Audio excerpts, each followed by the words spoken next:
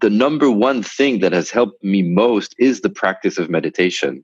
It's really learning how to be with myself, how to be in silence, how to connect to the present moment. Life is all about relationships. Lovers, family, body, or money. How satisfied you are can be completely explained by how you relate to things around you. This is Sophie Jaffe, and together with my husband, Dr. Adi Jaffe, we are here to explore and teach you how to maximize your relationships and achieve a happier life. Let's get ignited.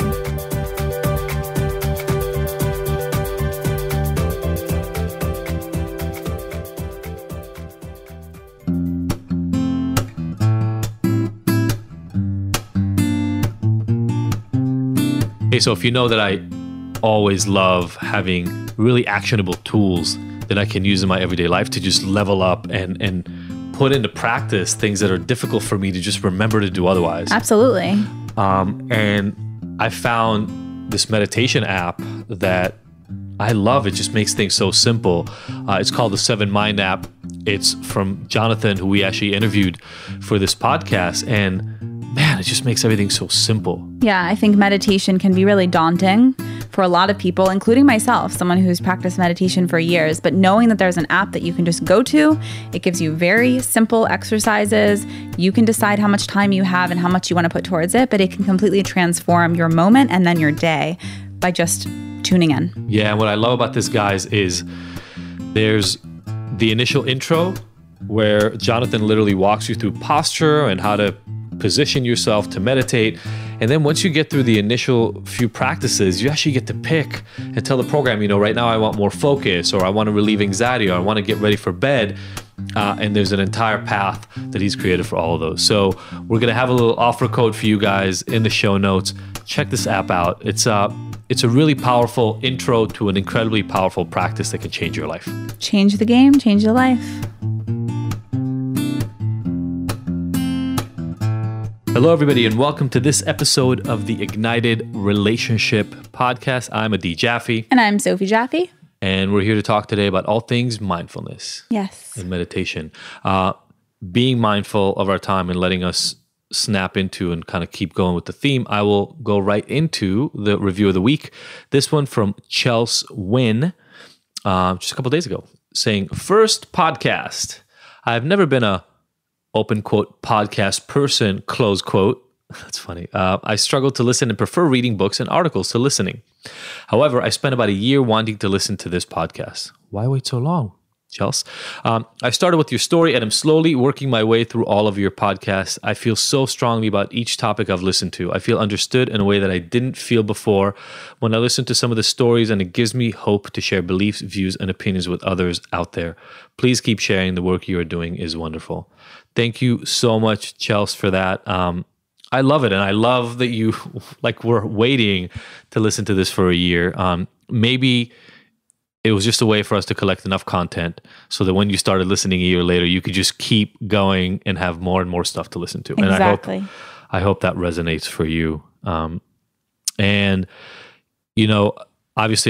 I said that last part partially because the topic of today is all about dropping in.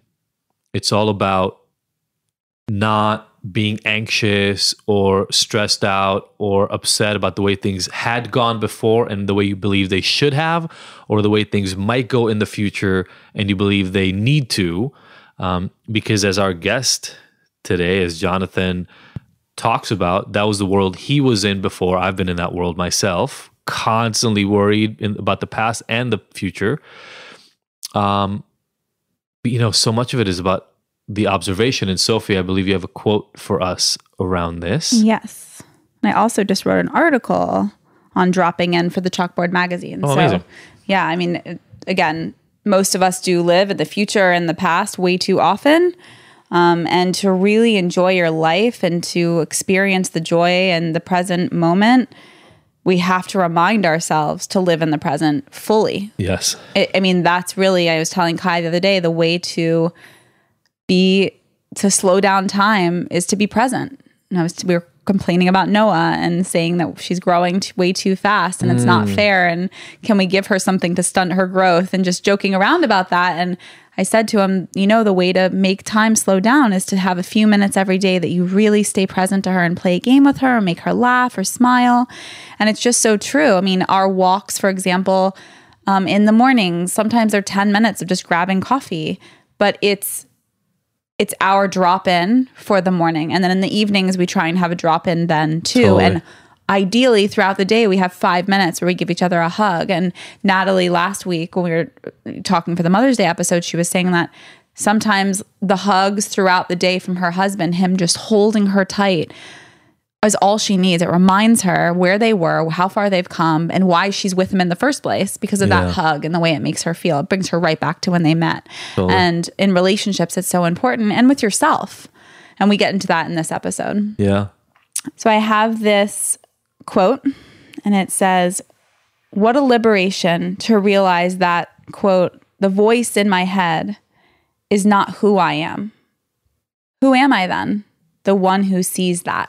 And we talk about this theme with Jonathan today about we get the power to observe the thoughts and the feelings that our brain is putting out, that our mind is communicating to us, and make some choices. We don't have to let that control us. But sometimes it takes practice. It takes practice to pay attention to these. And I think it's really cool. So Jonathan tells a story. I don't want to ruin the story, but of the journey he went through. And he's now created this app that he narrates himself. And he's got the French accent you were excited about, Sophie, in it. And the 7 Mind app that he put together is all about giving people a relatively simple route to the practice of meditation. So many people get scared. What do I need to do? Do I need to fly to Tibet and sit on a mountaintop, cross-legged with the monks? Or do I have to commit to 30 days of, meditation at this ashram by me? He wanted to make it really simple for people. And what I love that he talked about that he incorporates into the app, and we'll have a link for you guys for this app in here, is a really simple kind of step-by-step. Do this first. And then when you're done with that step, we'll take you to step 2 and then step 3. And he walks you through all of it. There's even these little intro prep sessions. And here's how you should sit in preparation for this meditation. Yeah. It's just great. It's great for beginners. It's great for someone who's never meditated in their life.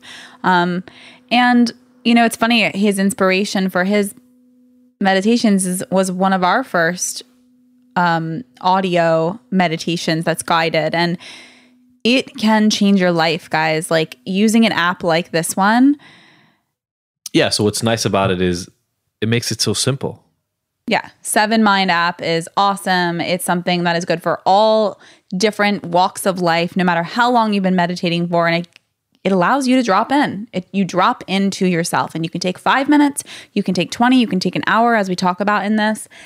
And honestly, the longer that you practice this act of dropping in and being present, and that's what I mean by dropping in, being present to the moment, to yourself, to your body, what you're going through, where your breath is, your partner, your best friend, your kids, the moment, your work, the meeting you're sitting in, is your mind somewhere else? That's not very fulfilling. Yeah. How can you drop in and be present?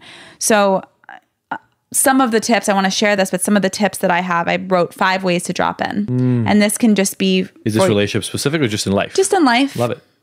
You can always connect it to your relationship. So the first one is meditation and journaling. So obviously meditation, getting an app, which is a great tool. And dropping in is really about becoming aware of what you are feeling and what you're experiencing.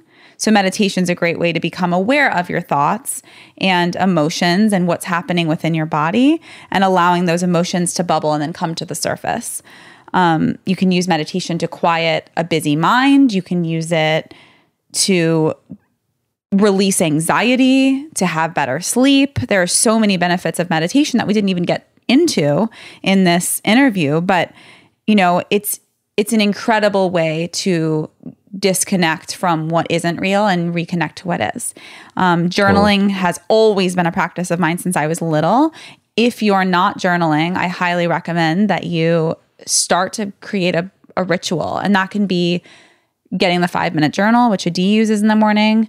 That can be sitting down and just allowing yourself to unravel and pour out, dump out the thoughts that are in your head that aren't serving you, or maybe are, but just are repetitive, or just that act of getting it on paper can be such a good release. Yeah. So meditation and journaling I have as the first thing. The second way to drop in is moving your body. And we know this. I mean, even just going on a walk can be a quick switch for me to just, okay, I need to quickly drop in, get present. I've been kind of, anxious, and anxiety usually comes when you're in the past or the present. I mean, sorry, if you're in the past or the future. If you're in the present, anxiety probably won't bubble up, but it's when you're fearful about something that's going to happen or thinking about something that has happened that you feel anxiety and pressures in that way. So really like connecting and moving your body can literally be a walk around the block, putting on 2 songs and dancing it out, shaking it out. You can feel more present to your body after that. Another tip, my third tip, is experiencing nature, honoring the moon. So for me, I'm a triple earth sign. I'm Taurus, Virgo in terms of sun, moon, and rising. So I am earth mama. Like I am craving earth all the time, nature. But as human beings, being in nature is where we can reset, and honoring the moon and seeing her phases can allow you, especially as women, but everyone, looking at the phases of the moon and connecting in that way can help you drop in and be like, oh, she's a crescent now. Like that's why my energy is this, or it's a full moon. That's why all this insanity is happening on this day. There's a lot of things we can learn from Mother Nature and from the cycles and the rhythms and the seasons and from plants and animals. It's incredible. So really getting outside, even to just get a breath of fresh air, can help you drop in and slow down. My fourth tip is feeling everything. So instead of feeling like, and this comes also to our chart that we have, that awesome chart that's available on our website. It's a feelings chart, and it's a wheel of feelings. And instead of just being like, I'm moody, we need to think I'm feeling sensitive. So instead of a negative connotation of like, I'm on my period, I'm feeling bitchy or moody, it's like, no, I'm just in a sensitive place. It doesn't have to be a bad thing. Remove the judgment. Yeah, and that's okay. Like I just feel sensitive. Or, thinking more of like celebrating our highs. Like I'm feeling a surge of creativity, I'm feeling strong, I'm feeling inspired, but then also allowing the lows and feeling those and being self-aware of our constant ebbs and flows. I think a lot of times people like crave just the up, and that's impossible. You can't be up all the time. You can't always be up. We have a natural ebb and flow energetically in our system, just as everything else does. Just as there's a daylight and nighttime. There's, the full moon, there's a new moon. And then there's nuance in between there. There's dawn, there's dusk. Everything has its own rhythms, and so do we. And just honoring that allows us to really tap into our own needs and know when to say yes and when to say no as you live your life. And the final thing to help you really drop in, and I think that this is something that we know now really does help us, is taking a digital break. So shutting down everything. Sometimes I just want to cover up every single screen in our house that it just even exists, because I can feel the digital like frequency coming through my body, the Wi-Fi, all of it. So yes, getting outside, but even more importantly, put your phone on airplane mode as often as you can and just shut it down. The world can wait. Yeah, and it'll be there when you show back up. Absolutely. I love these because I think people always need actionable tips and simple ones. And I want to say this, if you can get 2 or 3 or 4 of these in your life, everything will change. Yep. So don't worry about, I've got to put all 5 of these in my life right away. Like, they're tools. Yeah, take whatever feels right now, employ it, and then wait until you're ready for another one. And to be completely honest, I don't have the luxury of doing all these things all the time. I have a very fast-paced life. So when I need to drop in because I need to go be on a panel or do a Zoom interview at the last minute, or I totally forgot I had it and I need to drop in really fast and be present, one walk around the block, keeping my phone at home, quick shake through one song, I'm ready. I'm myself. I can get into the headspace. It takes less time now, but it really can be, it can transform you if you learn how to drop in eloquently and elegantly and in the moment. Just here I go. That's awesome. Yeah. And I think for me, for the relationship tip for this week, what I want you all to take away is, just like meditation and mindfulness and paying attention is so useful in your own everyday life, it is so useful in relationship. We end up relegating our relationship to the side, falling on habits that maybe don't serve us, etc., and never really considering them, never taking the time to pause and look at our relationship and say, which of this do I want to keep and which do I not? It's almost like mindful eating. It's almost like mindful breath meditation. It's like, you breathe all the time. Right. It's not that breathing meditation is about finally breathing. It's about finally paying attention to your breath. That's what check-ins are for. That's what mindfulness around your relationship is for. And just at its most basic sense, your breath. Like, let's not take that for granted. 100%. Every inhale, every exhale. Yes, your body's doing that automatically, but what if you can even connect to the breath in terms of gratitude? Like, and anybody who's done a 5-breath meditation where you literally just close your eyes and focus on the air going in and out just 5 times, and you just count it, or you just pay attention to it, that by the end of those 5 breaths, you feel differently than you did 5 breaths. And that takes 3 seconds. Yeah. We all have 3 seconds to give in our life. And I want you to give the same honor to your relationship. Absolutely. So we have a check-in. I think we might have given it here at some point before in one of the podcasts. I don't remember which episode. Maybe we can look and see and give that in the notes. But it's definitely a part of our online relationship intro workshop where, give your relationship the time and the honor that it deserves. At the end of life, you're going to get there, and what you're going to care about most is the people and the impression and the relationships that you created in your life, the enjoyment you received from being here, and then the mark you left on the earth. And so part of that mark is through the relationships, actually. And if you don't pay attention, there might be really easy fixes, things that you can address really quickly in your relationship that will elevate you and make you more peaceful and more content with the relationship you're experiencing. So take that moment, pay attention as we talk in this episode with Jonathan, and start recognizing that it's up to you and your partner to bring that attention, bring that mindfulness to your relationship, not just your romantic relationships, all of them, but also your romantic relationship. Absolutely. All right, everybody. Check this out. Check out the app. We hope you love this interview as much as we did. See you on the flip side. Bye.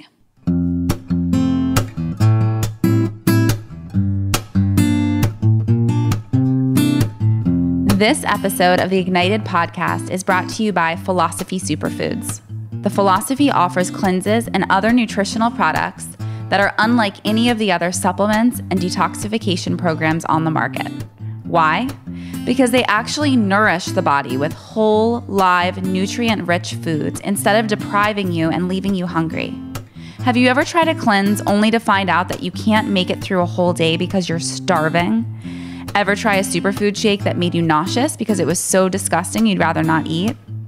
The Philosophy fixes all that with a simple set of offerings that load up your body with nutrients while actually tasting good. Makes sense, right? Each of the Philosophy superfood and protein blends is vegan, raw, gluten-free, and has absolutely no filler ingredients. With over 15,000 satisfied customers, including some of the world's biggest celebrities like George Clooney, Gerard Butler, Lea Michele, and over 10 years of experience, this is the best stuff you can get. To buy some or find out more info, go to our website, thephilosophy.com. All right. Welcome, everybody, to the conversation piece of today's Ignited Relationship podcast. We've got Jonathan Lehmann with us here today, and we're going to talk all things meditation, joy, and happiness. Jonathan, you have, it's funny, the quintessential odd story, right? So it's like, it's the story we hear a little bit more about nowadays, but maybe a decade, 2 decades ago was totally silent, and you never really heard about anybody like this. But you were a lawyer on Wall Street, doing well financially, chasing the dream. And then you decided, you said it before we went on, and I love this, so I want to use it. The equation was wrong. The equation you were chasing, it wasn't about solving the equation, because the equation was wrong. And I think so many people can relate to that. So here's what I want to ask before we even start and you introduce yourself, which we'll do in a second. Do you remember a moment where you went, oh shit, I'm not doing the right thing right now?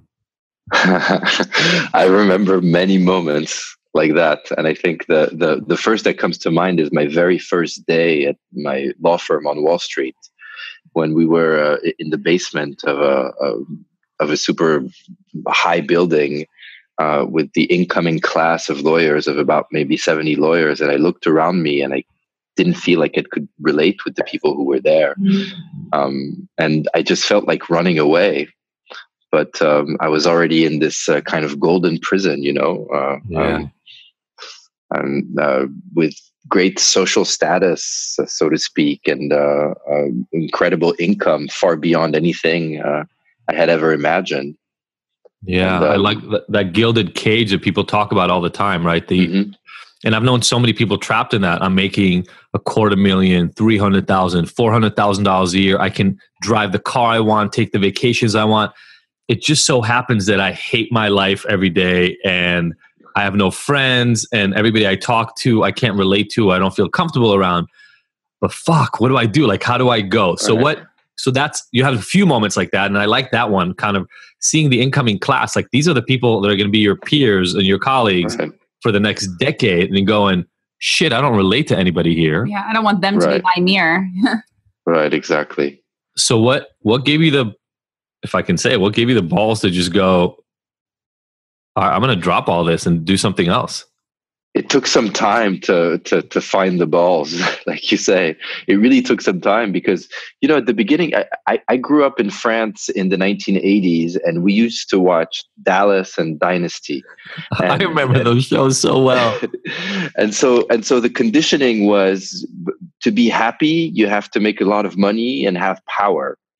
And once I managed to not have power, but have a certain status, so to speak, in the money, and I just realized the happiness wasn't coming. But it took me a while to leave because I didn't know where to leave to. I really didn't have an exit strategy, and the things that were available, which were kind of doing the same thing as I was doing, but in another place, just didn't feel right. The big trigger for me was my father's illness. I was very close to my father, and he was diagnosed with Lewy body syndrome, which is a kind of a cross between Alzheimer's and Parkinson's. And that kind of changed my whole perspective on life, and made me see life differently, and gave me the final push to say, you know what, I'm not going to have a backup plan. I'm not going to have an exit strategy. I'm just going to leave this. I'm going to leave the law. I'm going to leave my firm, and I'm going to embark on a journey, and I'll see where it takes me. And that's how I decided to go to California. First, to buy me some time, I went to business school. And I went to California because that's where my father was from, and he couldn't speak anymore. I couldn't interact verbally with him. And so that was a way for me to, connect to my roots. And there I discovered a new world. I discovered yoga. I discovered meditation. I started going to Burning Man. I started changing my eating habits, and started seeing that there's an other way to live. And the big moment for me was discovering Eckhart Tolle's A New Earth. When I read that book, I felt like I had finally been given the solution to life. Like, everything was explained, every problem I had.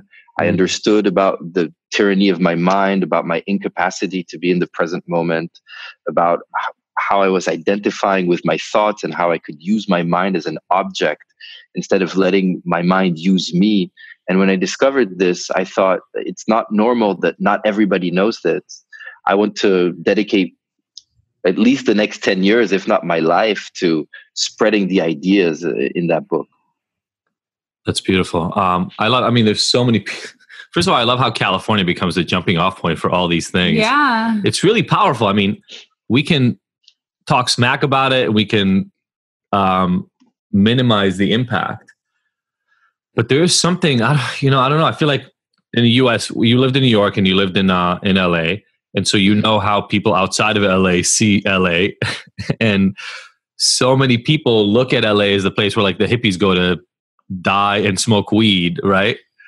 And yet there's something about the openness here where you can explore. I mean, I love this.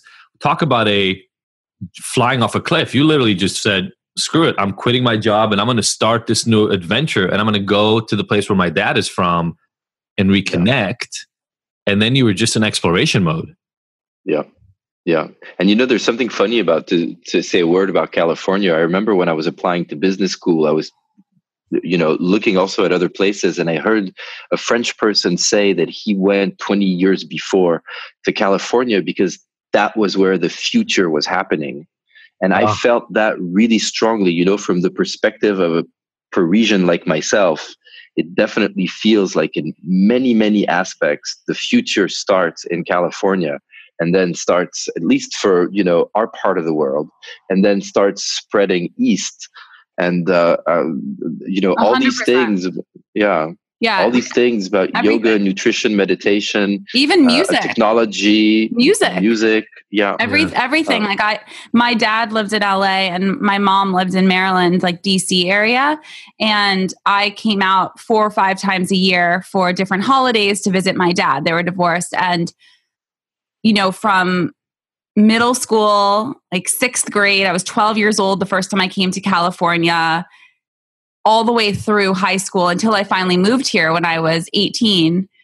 I came out 4 to 5 times a year, a handful of times. I'd spend a lot of time here and I would bring back fashion. I lived in a very, very small town that had one traffic light in Maryland. And Wow. it was really that small town feel. And then I'd come out to LA multiple times a year and I'd stay for a while and I'd pick up music and bring home CDs for all my friends to listen to. And my brother and I would be like, we'd listen to 105.9 and be like, we're going to bring this back. And then we would. And then in 2 years, that song was popular back in our hometown because it would trickle in. And same thing for fashion and same thing for, everything, yoga, working out. So then when I moved here when I was 18, same thing. I was so influenced. I became the healthiest that I've ever been, the most conscious that I've ever been. I started doing yoga, going to farmers markets. I became a vegan. Like I really jumped into exploring what it meant to be my best version of me. Now I'm not vegan. I don't do yoga every day. I've found my own personal balance for what makes me feel good, but it feels so fun and exploratory to be able to dive into something. And it's all available here. Whatever you want, Yeah. it's here. The best classes, the most creative individuals, they're all here. And the sun's always out. So that helps with your positivity and your inspiration to get up and do stuff and to go be active and to go to the mountains or go to the beach. Like it has everything. And anytime anyone kind of says something with a negative tone about LA specifically, I'm always like, it's whatever you want it to be. You can have a really negative experience. You can go to like a certain restaurant in Beverly Hills and see a lot of plastic surgery and feel turned off by whatever. Or you can have the most amazing experience of your entire life and pick and choose the life you want to have. Yeah, it's all here. It's all here. Mm-hmm. So you came out and you had all these experiences. When did it all start coalescing? Because you describe your what you were seeking was joy because you were lacking that so much in your old life. How, are you aware of, was there a thread that kind of was woven throughout your search for joy, purpose, etc.? I instinctively always knew that I had a hard time connecting to the present moment. After my first year of law school in New York, I came home and I was depressed. And my father said, maybe this is all going too fast for you. You should take a year off. And I had saved some money. And so I was able to take a trip around the world with my best friend. And that was 20 years ago. And I remember seeing these amazing landmarks, being in Machu Picchu, being in Angkor Wat, and somehow not being able to connect, having so many things in my mind that prevented me from connecting. But I knew I had a problem, but I didn't yet know what the problem was. Sure. And so the for me, it was really, understanding and discovering that the solution is connecting to the present moment. But before meditation, my path for connecting to the present moment was basically partying and substances. Yeah, that was the path I took.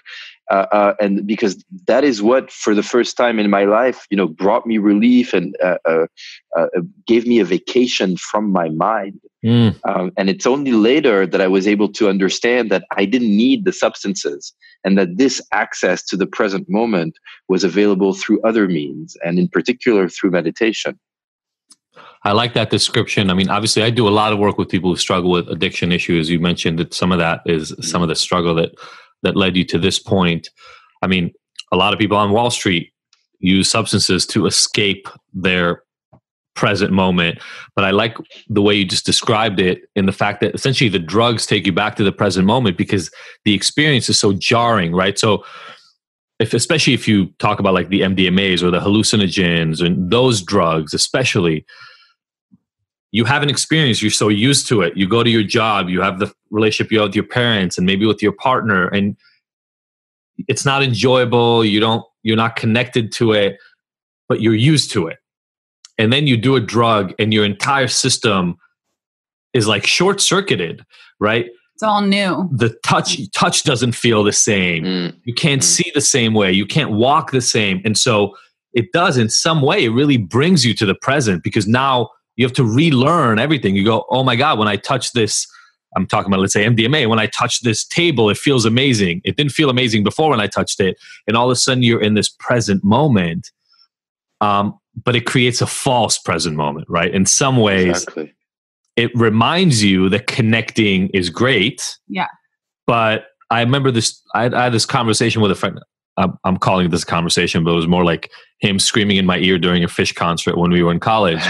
And we're on mushrooms and we're all dancing around. And he says, man, we don't need the drugs to feel like this. And I said, yeah, but tell me that tomorrow and we're not on mushrooms. Like, you Right. are on the drugs right now. And I think there's a big leap, because I want to hear how you went through the recognition, because Burning Man, all those experiences introduced a lot of those substances to your life, right? And so you got to see what it feels like to enjoy your moment. What was the journey to saying, I want to have more of these experiences, but just with less, and I don't know if you're sober, maybe if you're sober, then with no substances, but how do you go from one to the other? Because that's a really interesting journey. It is. And on the point you were making about the relationship between the drugs and the present moment, I think you nailed it. It's exactly that. It's like the drugs throw you in the present moment, but the act of taking them is a negation of the present moment. And that's where there's this really interesting contradiction. And my path was basically to do the partying, but then I added meditation. And I added the practice of gratitude. And so I had a moment in this path where I was basically doing both.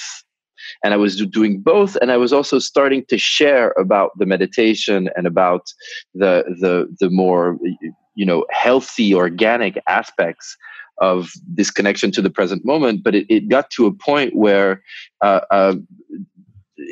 there was a big contradiction, and I couldn't find myself sharing about spirituality and personal development and meditation while still getting high and partying. There was a very strong contradiction, and it got to a point also in my personal life where this became really, really clear.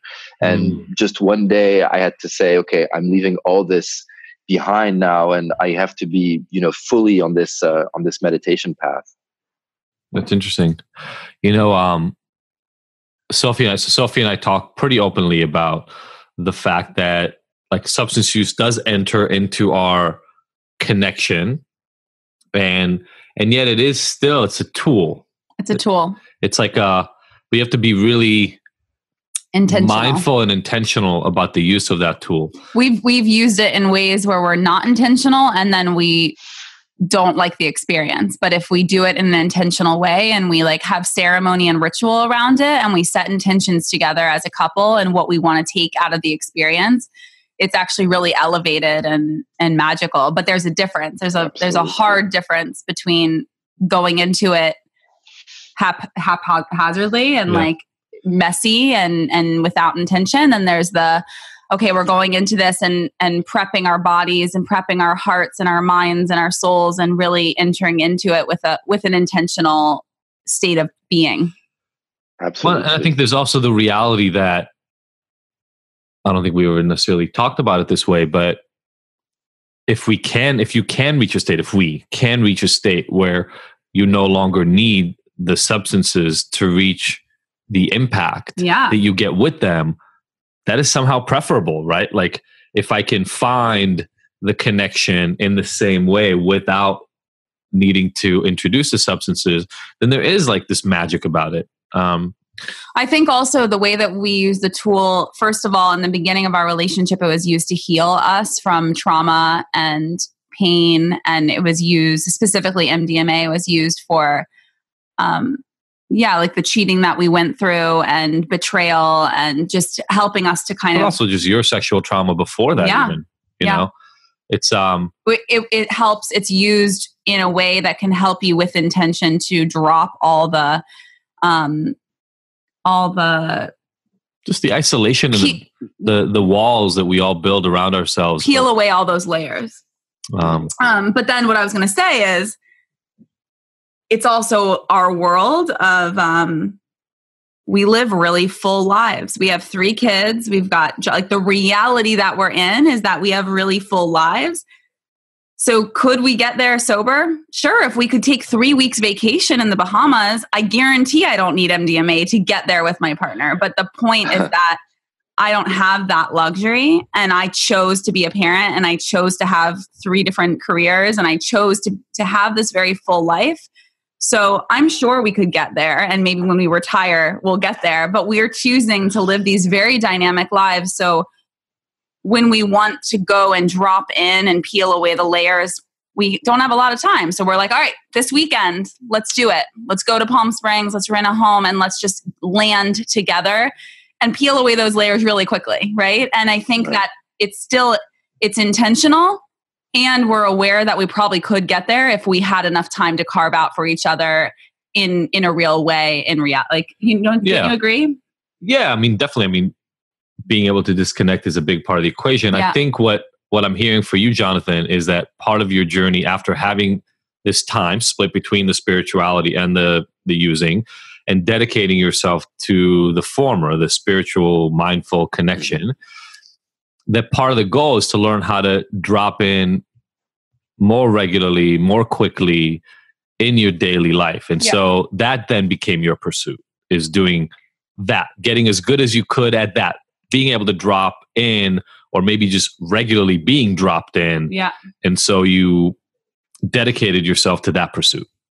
Exactly. And being able to accept whatever comes, being able to see the workings of the mind without necessarily being caught by them.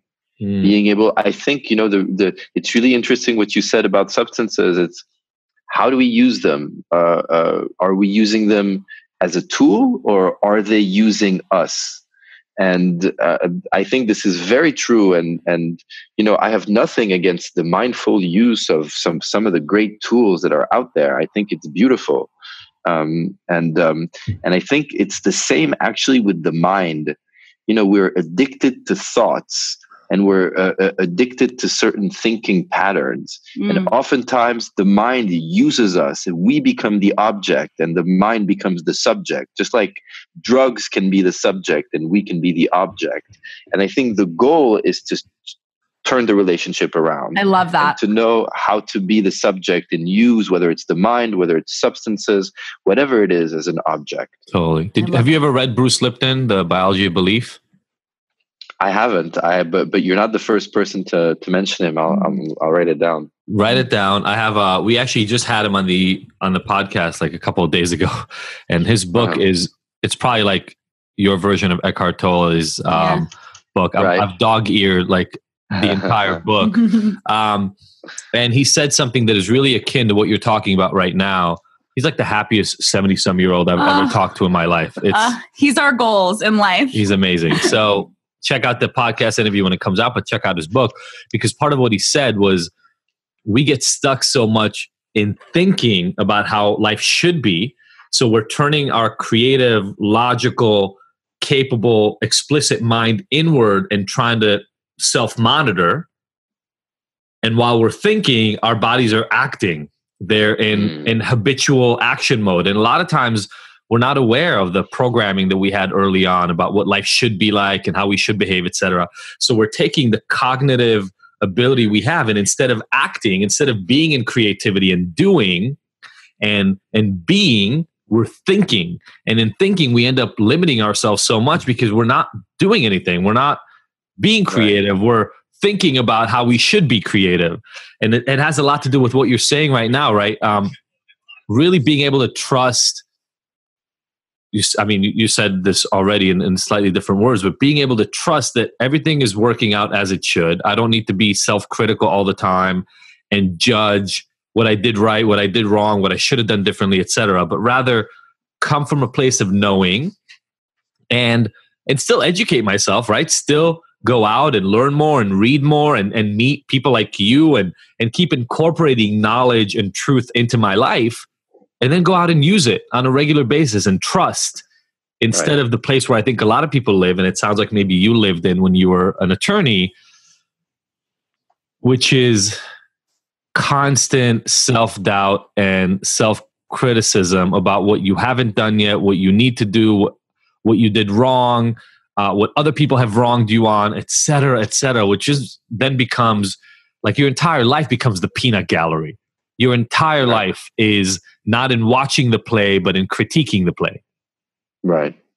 And I think you're absolutely right. And going back on one of the things that you said, Sophie, it seems to me now that it's really all about balance.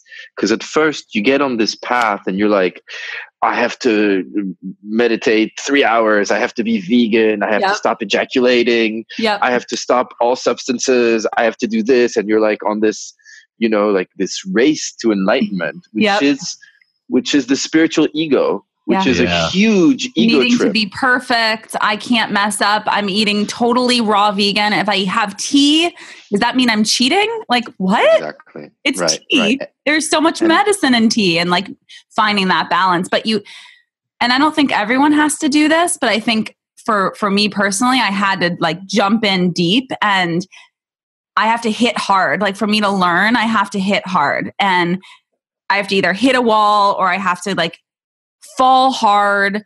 I have to really like dig in and do the most extreme thing and then pull back and figure out where my scale is. And we're all different, but that's my personal journey. And that's where I was in my early 20s, like everything. Right. And I'm exactly the same. And it's like, a pendulum swinging, going from one extreme to the other and then trying to, make the movement less ample and to go more towards the center.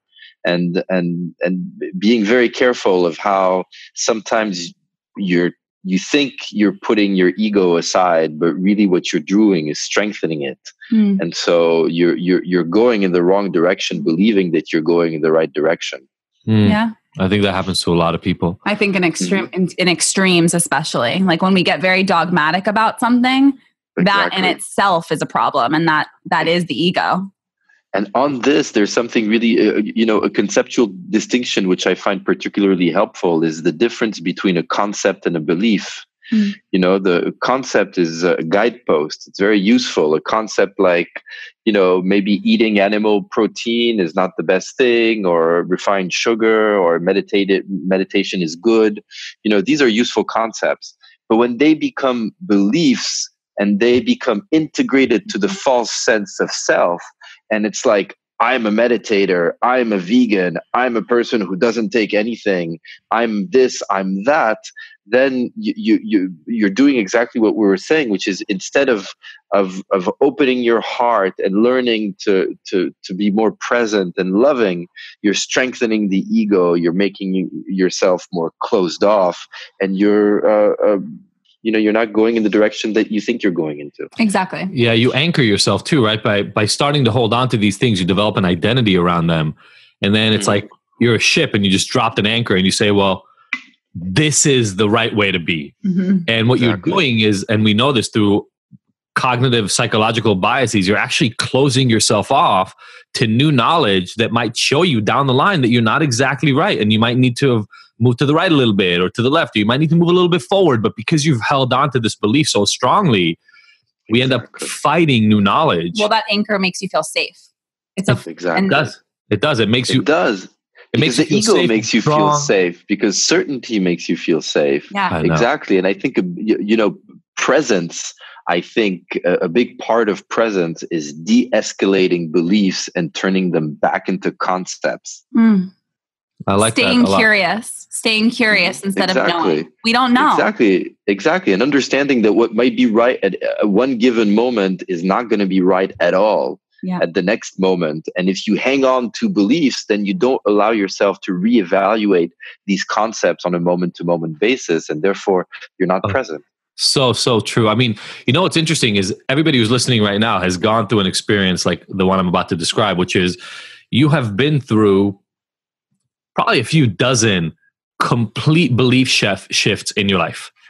I mean, forget for a moment, but put it aside, the fact that you used to believe in a tooth fairy and Santa Claus and whatever other magical creatures you believed in when you were little, and now you don't. And yet you don't. Well, I don't. The tooth fairy, I still hold on to. But right, we had that version of reality, and then life continued, and we adjusted our beliefs about the world. And then every time we adjust our belief, we go, "Oh, that was wrong," but this new way, this is the right way. Instead of really having the bird's eye view, which is saying, "Oh, hold on, I keep changing my view of what reality is and what belief is. How do I get to stay more open so that I don't have to be dogmatic about anything anymore, maybe? And I get to say, well, I love that. Here are the concepts, the guideposts that are kind of marking my territory right now. But I'm in full awareness that a conversation I have tomorrow, or a book I might read, or a TV show I might watch, or a song I might listen to, or just a dream I'll have will make me go, maybe there's a signpost I've missed and I need to pay attention to. And all of a sudden a new signpost shows up and it reconfigures the park that I'm playing within. And how much nicer would it be to live a life where deeply, like on a really, really deep level, I'm playing within this realm right now, and I fully expect that to change. I don't know in what way, but I'm open to that change. Right. And I mean, what you say is making me think of many things. And first, Socrates, who said, "What I know is I know nothing." And also what you said made me think of this meditation practice I did when I was in India, the ashram of Sri Sri Ravi Shankar, a meditation called the Immortal Meditation, where basically you visualize yourself at 6 months, 5 years old, 10 years old, 20, and so on until, you're close to death at 80, 90. And in each period, the question that is asked for you to visualize is, who are the people around you? What does a typical day look like? Who are the people that you care about? What are your tastes? What are your beliefs? What are your concerns? And you get to notice how 10, 20, 30, 40, 50, you imagine 60, 70, everything is changing so much. And the question at the end of the meditation is, who are you? And the answer is, you're the smallest common denominator of all these experiences. You are not your changing tastes and beliefs and preoccupations and people around you.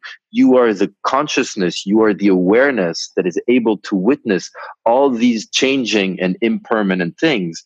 And I think part of this, the solution is being able to be in that seat of observation, in that seat of consciousness, and being able to see all of these things that are changing in every moment.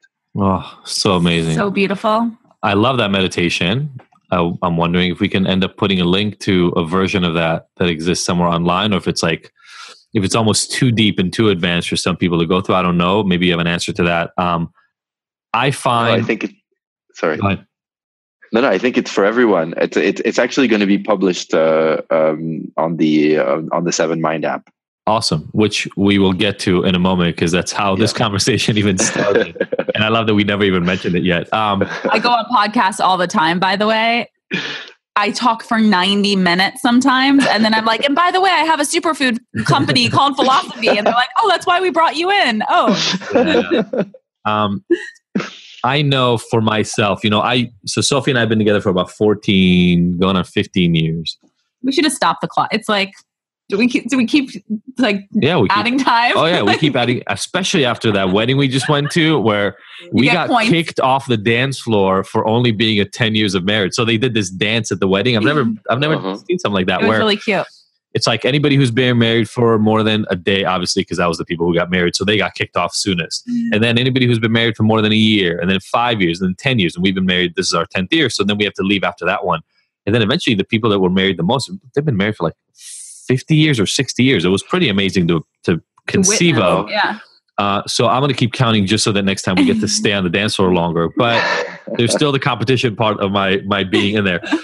But when Sophie and I met, I absolutely lived, less so maybe than before, but in a place where there are rights and wrongs. There are the right way to live and the wrongs ways to live. And the thing is that my perception at the time, and I want to say this in case anybody else feels this way who's listening right now, my perception of the time was that was the truth. And part of my job, if I can say it that way, my job, not my paying job, but my role in life was to show people the truth, to educate them on the right way to live. It didn't dawn on me that I was hurting myself on a regular basis. It didn't dawn on me that I was making myself unhappy and anxious and stressed and keeping myself isolated outside of relationships. And then we are so different as humans that repeatedly, and we're going to do a podcast episode pretty soon about how in relationship you have to keep choosing your partner, because there will be endless opportunities that will prove to you why your partner and you are very different people. And this still comes up in our relationship, but I had to constantly make the choice. Oh, okay. I live in a place where, one example that we talked about recently, your home is your temple, your sacred castle, and you let a very small number of people into it, and it's sacred in that way. And Sophie, within 3 months of moving into my apartment, comes up to me one day and she said, "Oh, my best friend is going to come sleep over for a couple of nights." I go, "What do you mean? It's our house. You should have come and asked me, first of all. Secondly, we're in a 1-bedroom apartment. Where is she going to sleep? This is insane. What's wrong with you? Don't you understand how things are supposed to go?" And there's so many examples of fundamental differences within that one argument. From the fact that I was 21 when we met. He was close to 30. I sleep on people's couches. It's no big deal. I can sleep anywhere. I'll sleep on your floor. He was like, I have my own place and nobody comes in. It was so many. No judgment in that voice you just did. That was his voice. That's exactly how his voice sounded at the time. It's changed, but she's very non-judgmental. And yeah, the introduction of this is my space. How are you letting people in my space? So if he's like, everything is shared space. Why don't we share all the time? Even for the friend, I was like, where's she going to sleep? We had two little, remember those IKEA couches that are just barely big enough for 2 people to sit on? We had 2 of those. Yeah. What the fuck is this girl going to sleep? First of all, I've never met her. Literally, I'd never met her up to that point. Shout out Lydia. Lydia is in the house.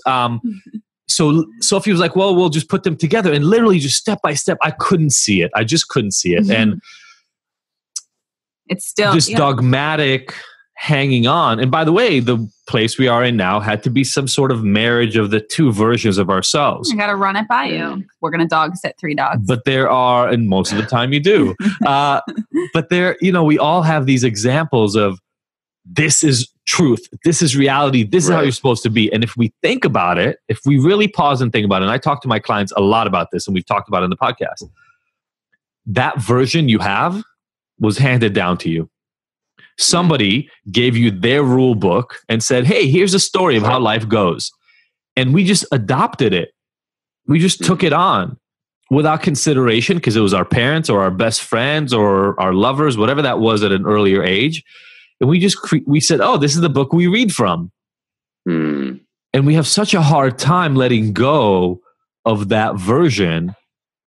And in the last 14, 15 years, I've gone through repeated cycles of, okay, my job is not to hold on to the truth. My job is to discover what is my current truth and live to the best of my ability around that. And I want for people listening right now, if you can connect to whatever those truths are for you right now, they don't have to be like mine at all. Maybe you do live in a commune and you think everybody should share all resources. Like whatever that truth is, whatever you see as the accepted reality, the knowledge, the internal knowledge that is always changeable, and that's okay that it changes. That there's a freedom in that, not a fear. Yeah. And it's interesting listening to you thinking how, life takes time to unfold its many lessons. And what is true at one stage of the journey is going to be false at the next stage of the journey. And sometimes it seems also that you're evolving in a spiral, so you're going round and up. And so you may be at the next stage, but you find yourself at a stage that looks really similar to where you think you were. And so it's like, am I progressing or am I not progressing? Yeah, I feel different. I feel like I'm a different version of who I am, but this feels really familiar. Oh, Exactly. like how is it different? How is it the same? Yeah. And what lessons are here for me? And how can I show up differently as this version of who I am? And maybe there's a different outcome because I'm this version today. Yeah. Exactly. And about what you were saying about other people's playbooks, made me think of the Four Agreements and Don Miguel Ruiz and how he talks about... That's my Bible. Yeah, me too. And how he talks about the domestication of the human being. And this is exactly what you were talking about, how people make agreements with themselves about what life is and isn't, what things should and shouldn't be. And you're transferred from your parents, from your school, from media, all these agreements. And now this is who you are, but it's this false sense of self. And then the next part of the journey is about being able to audit these agreements and to deconstruct all these beliefs and to start playing again and juggling with concepts. And really, I think, one of the most helpful concepts I find in progressing is humility and not knowing and trying to really approach situations with a fresh mind and to really try to transform judgment into comprehension. I think this is something that's really important. Like when you are convinced of the truth, you're in judgment mode and you keep judging everything. But when you start opening your heart and developing compassion, you can still have these judgments arise within because the mind is a judging machine. But you can look at it and say, mind, this is not useful right now. Let me, instead of judging, comprehend. And so then you're moving the energy away from that part of the object that can be toxic into the part of the object that can be loving. I love that. Yeah. Okay. So we mentioned that you have an app, and I think maybe we at least want to talk. So in your current state, you did the exploration, you found out a purpose of where you want to go. And part of that is to bring this new knowledge, to bring this awareness that you've developed to other people. Yeah. What are you doing with that right now? What are the tools you're bringing to others? What are the explorations you're going through in your own life? And how is all that being channeled into your purpose of bringing that to others? Well, my whole approach has been to try out things on myself and then to share whatever was working, and to use myself a little bit like a guinea pig. And the number one thing that has helped me most is the practice of meditation. It's really learning how to be with myself, how to be in silence, how to connect to the present moment. You hear everybody talk about being in the here and now as if you could just wake up one day and you're in the here and now, but it actually takes practice. The attention is always going to be caught up by the compulsive mind, which creates endlessly thoughts about the past and the future. And being able to sustain the attention in the present moment and to bring it back again and again to the here and now is an actual practice. And there's no secret. The practice is a meditation practice. And I think many people are convinced of the many benefits of meditation, but not that many people succeed in actually maintaining a daily meditation practice. And so what I've been trying to do is to create guided meditation content to help people make meditation into a habit, because it's only when you create that habit that the relationship to your mind, and therefore to yourself, to others, and to life can change. And so this is really the intent with the app. I love it. And the app is Seven Mind, right? And what I like about it, so we're in the middle, we're actually finishing up our 21-day habit reset challenge. And the idea is to help people either stop engaging in habits that they don't like, or the way we actually teach it to them is to start implementing habits that they do. And what I love about what you said is when you can turn this into a habit, what ends up happening is it actually transmits beyond the time that you practice. Because what happens to your mind is it starts being able to observe itself getting into the noise, and you'll find yourself in the middle of an argument with somebody, or being dismayed or anxious about something happening in life outside of the practice. But if your habitual response, like let's say you're doing a meditation where you're labeling your emotions and you're just able to observe them and let them go and keep focusing on your breath, your brain gets better at paying attention to an emotion arising and then not being held hostage by it, but being able to say, oh, I'm anxious about my job, and letting it go. And so you can get better at observing, labeling, and releasing some of that pent up emotion that before would have just taken you hostage. Exactly. And this is the key. What I observe, I am not. So if I can observe my anger, I have anger inside of me, but I am not angry. And so there's a huge difference between I am angry, I am stressed, I am sad, and I have anger inside me. I feel stress.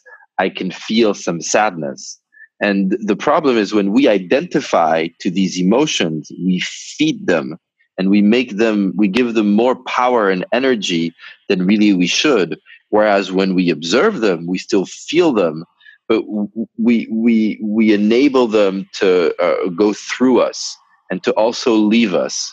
And I think this is one of the main things of the practice of meditation. And you're absolutely right. What's amazing with the practice of meditation is, it has tremendous benefits from, the neurobiology and your general health. But really what it does is it infuses the rest of your life, and it enables you to reconnect and to say, wait, whoa, I just got taken by this train of stress or this strain of fear, and I'm on the train, but hey, thanks to meditation, I can jump off. Yeah, and I can create a stop. And again. Sorry? I like that saying. I said I can create my own stop and say, hey, let's pause this train. Exactly. I like that saying, what I observe, I'm not. I think it's so nice to de-identify, right? And go, oh, I used to think that every thought I have, I just have to be carried away by. But I have control over this, way more control than I believed I have. This is why I don't love all the approaches, especially for addiction, but around mental health, that start out from a point of powerlessness. Because I think with the right tools in place and the right practices, our minds are far more powerful than we give them credit for being. And I think we can absolutely do that. So Seven Mind, people can download it.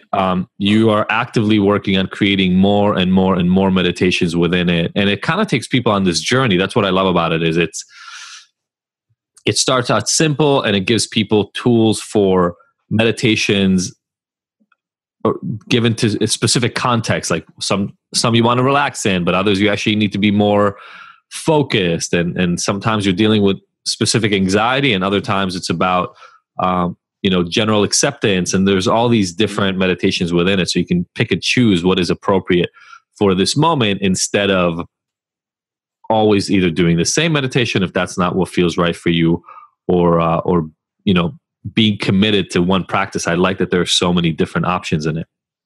Right. Yeah, exactly. So the goal is, first to get you started on the habit of meditation and to introduce you to the basic concepts and to how to train your attention, how to connect to the present moment. And then um, there's more of a menu, and you can pick your course. You can work on stress. You can work on creativity. You can work on self-confidence. You can take some mental vacations. I was thinking a lot about the movie Total Recall when I was writing a lot of these meditations, and the trip to Mars, and being able to imagine that you're because you can use the power of your mind to visualize things.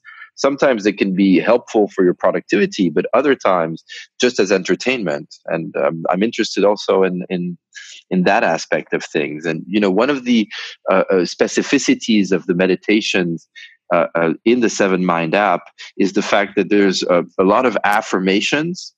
And the goal of the affirmations is really to tackle some of the key issues with spiritual development, such as fear and personal confidence and conflicts and focus. And they're based on a lot on cognitive psychology and the work of Daniel Kahneman. And the fast and the slow thinking, this idea that we have two systems of thinking: automatic thinking, system 1, and deliberate thinking, which is system 2, and that a lot of our lives is regulated by our system 1 or automatic thinking. But with neuroplasticity, what we now know is that through deliberate thinking, we can change and reprogram system 1 and our automatic thinking, and that changes everything. And the goal of the affirmations in the Seven Mind app are really that: to go from stress to creativity, from anxiety to gratitude, and to really be able to reprogram those aspects of our mind that can take us away from the present moment and can put us in situations that aren't conducive to happiness. I love that. Is it your voice only on the app? It's my voice only. We're starting now. We've created. I've co-written some meditations specifically for women, and for these, there is a female voice, but 90% of the, or 95% right now of the content is my voice. Well, that French accent, You hear my French accent very strongly, really? A little bit. That's awesome. I love it. You can always turn it on during the meditation. Maybe you can have like the French accent version and the more Americanized accent version of a meditation. I try not to. I try to hide it, but apparently I'm doing a poor job today. No, I think she was saying that as a good thing. It's a good thing. She wasn't saying that as a bad thing at all. Turn it on. Okay, so this has been amazing. I love it, and we'll have links to the app and everything else for people to use. There are 5 questions we ask all of our guests, and we would love to leave them with your version of them. Are you ready? Okay. Yes. So the first one, we talked about a lot of this already, but I'd love to hear what you pick for this. What is the best advice you've ever received? The best advice I've ever received is to observe without reacting. To observe what goes on in the physical sensations of your body, what goes on in your mind, and don't go with the immediate reaction that comes. Observe. Is that from Eckhart Tolle's work that you read, or somebody else? It's actually the where the lesson was really brought home for me was when I did the Vipassana retreat, and it was through the teachings of Goenka, and really this idea that all emotions have some kind of physical manifestation in the body. And if you are able to observe the physical manifestation and not react compulsively to it, you can see that it's impermanent and you don't have to get carried by it. I love it. We call that urge surfing in the addiction literature. Urge surfing. I like that. Yeah, because it's like a wave, and it crests. Exactly. You normally act right at the crest of the wave, but if you just watch it, it just dissipates over time. Exactly. What about your proudest moment to date? I think my proudest moment is work that I've been doing, trying to spread meditation in classrooms. We created a school kit for children in classrooms in France, and it's been spreading really fast. A friend of mine died in the Paris terror attacks, and when that happened, I really asked myself, well, it's good to be teaching meditation to people who are kind of well off and educated, but what can you do to prevent things from this ever to happen again? Yeah. And I thought of the Dalai Lama's quote, who said, if you teach meditation to every 8-year-old in the world, you will stop conflict and violence in the world in one generation. And I strongly believe that. And so I think that one of the keys to solving the problems that we're now facing as a species is really to spread the practice of the meditation to children. I love that. I meditate to my kids every night, or I teach a meditation to my kids every night. Yeah.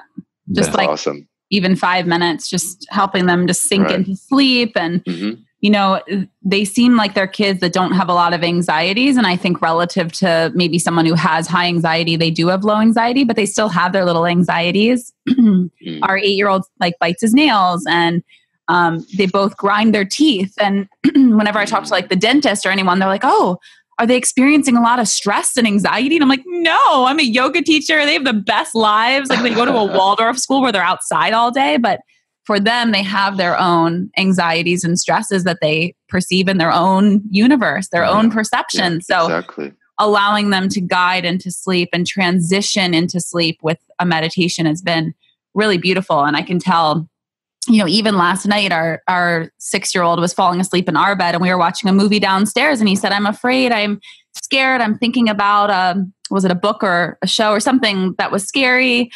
And I didn't even do a meditation. I just went up, I turned the salt lamp on. I told him that like he would be protected by what was in the salt lamp. And that's like fairies are always attracted to that kind of pink light. Like I just made something up. And then I like told him, I always cover you in white light. You are always protected. There's nothing to be afraid of. You are always, you've got it. You can't see it, but I can see it. And it's always around you. Even when you're not with me, even when I'm not in the room, you are safe. And my mom put that white light around me, and you're always okay. You're always loved. You're always safe. And then I just left, and he passed out because it's like just that transition of like, I'm safe, I'm supported, I'm held.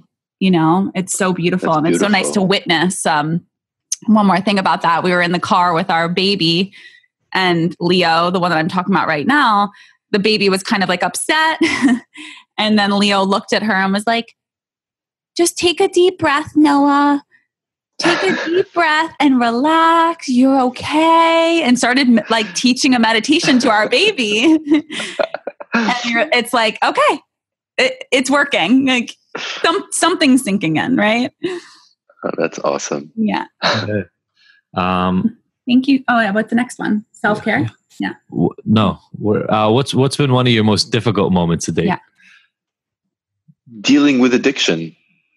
Dealing with addiction of all kinds. Addiction to substances, addiction to attention, addiction to thinking, addiction to sugar, addiction to sex. Dealing with these compulsions. This has been one of the greatest challenges, and definitely not a challenge that is over. Yeah. Do you feel like that's an ongoing struggle for you? Yeah, I do. And I think it's an ongoing struggle I mean, it depends how broadly you define addiction, but you know, I think it's an ongoing struggle for most of the population, whether it's addiction to your phone, addiction to Instagram, addiction to sugar, addiction to praise, whatever it is. Yeah, the reliance on something from outside of yourself to fix what's going on inside. Yeah.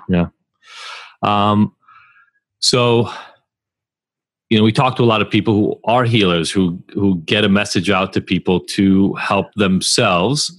And a lot of times we find that we need a lot of self-care to be able to do that. How do you take care of yourself? How do you make sure that you can show up the best that you can? What's your self-care routine?